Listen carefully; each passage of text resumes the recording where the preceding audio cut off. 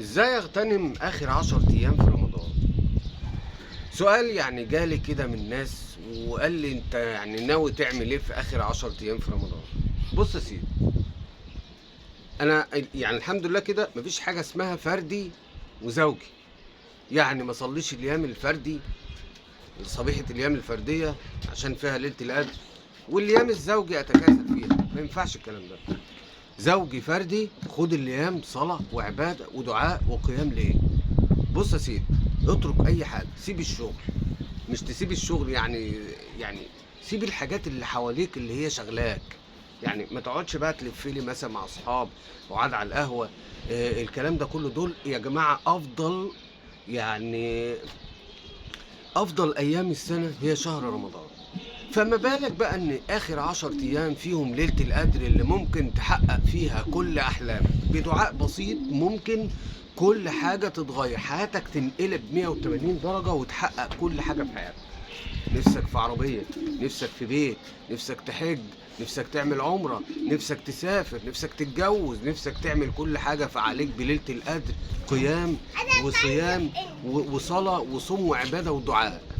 أهم شيء يا ابن الناس الدعاء، أكثروا من الدعاء، خصوصا يعني الدعاء اللي هو المتعارف عليه: اللهم إنك عفو كريم تحب العفو فاعف عني. ربنا يعفو عننا جميعا، والدعاء ده يا جماعة كفيل إن هو يغير حياتك. وادعي بقى، مش هقول لك انا تدعي بايه. اللي نفسه يتجوز يدعي ربنا يجوزه، اللي نفسه يسافر ربنا يرزقه، اللي نفسه يشتغل، اللي نفسه ربنا يوسع رزقه. كل ده يا جماعه ادعيه في الشهر الكريم ده، خصوصا في اخر 10 ايام، عشان تحس بقى وما تفوتش حاجه. خد الاخر 10 ايام فردي او زوجي، وبكده اضمن لك ان انت خلاص ادركت ليله القدر.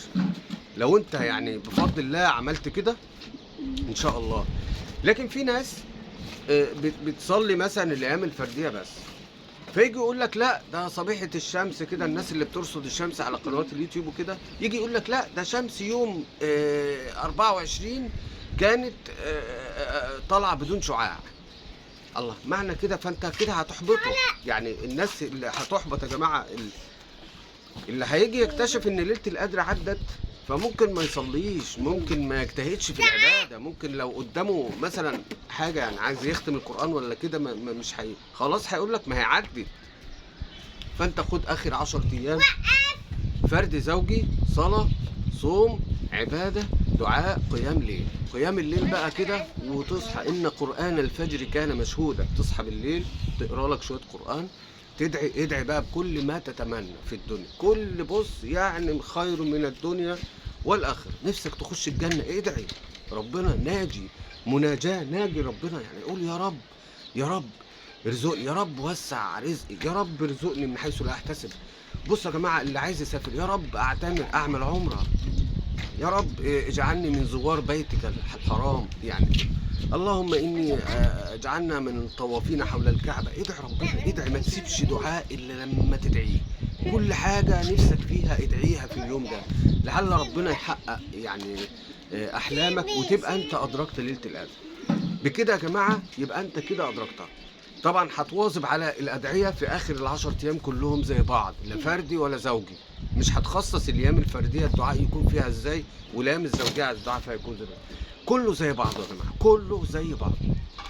جه بقى قال لك ليله القدر كانت ليله 27، يبقى انت كنت صليتها والحمد لله فضل ونعمه من ربنا. قال لك ليله القدر كانت يوم 24، فانت الحمد لله يعني ما فاتتكش.